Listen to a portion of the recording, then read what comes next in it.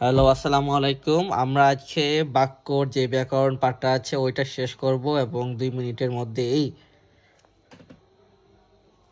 হ্যাঁ, গঠন অনুসারে বাক্য হচ্ছে 3 প্রকার। আর বাক্য হচ্ছে আমাদের এডমিশনের খুবই একটি গুরুত্বপূর্ণ অধ্যায়। আমাদের বাক্য হচ্ছে 3 ধরনের: সরল বাক্য, যৌগিক বাক্য এবং কঠিন বা মিশ্র বাক্য। সরল বাক্যের জন্য বৈশিষ্ট্য হচ্ছে 2টি: ভাঙা যাবে না এবং একটি কর্তা এবং একটি সমাপেক্ষিকা থাকবে।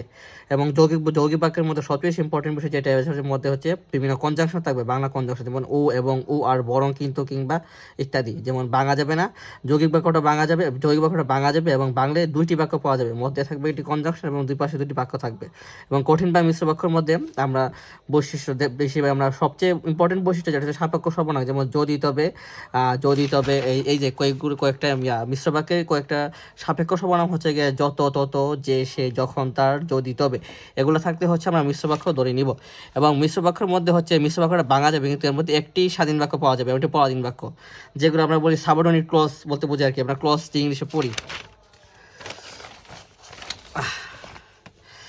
এর মধ্যে আমরা এক্সাম্পল দেখতে পাচ্ছি যে, তাকে দেখে আমি বই পেয়ে দৌড়ে বাজারে চলে গেলাম। এই যে ফিনিট ভার্ব, এটা হচ্ছে সরল বাক্য। যৌগিক বাক্য না, যৌগিক বাক্য হচ্ছে সাদিয়া বড়লোক কিন্তু ভণ্ড। এর মধ্যে যে কনজাংশনটা ইউজ হয়েছে, যার কারণে এটি হচ্ছে যৌগিক বাক্য। এবং 3 নম্বর যে জটিল বাক্য বা মিশ্র বাক্যর যে গুরুত্বপূর্ণ বৈশিষ্ট্যটা হচ্ছে যত, তত, যে, সে, যখন, তখন, যে, যদি, তবে, যে পরিশ্রম করে সে চান্স পায়। এটা হচ্ছে যৌগিক বাক্য। তাছাড়াও যৌগিক বাক্যের একটি স্পেশাল যেই আমাদের বৈশিষ্ট্যটা আছে সেটা হচ্ছে বাক্যে কমা থাকলে কমার জায়গায় যে কোনো কনজাংশন আনা গেলে সেটি সংক্ষিপ্ত যৌগিক বাক্য, আর না আনা গেলে হচ্ছে জটিল বাক্য। সরল বাক্যে কখনো কমা হয় না, আমাদের একটু মনে রাখতে হবে যে সরল বাক্যে কখনো কমা হয় না।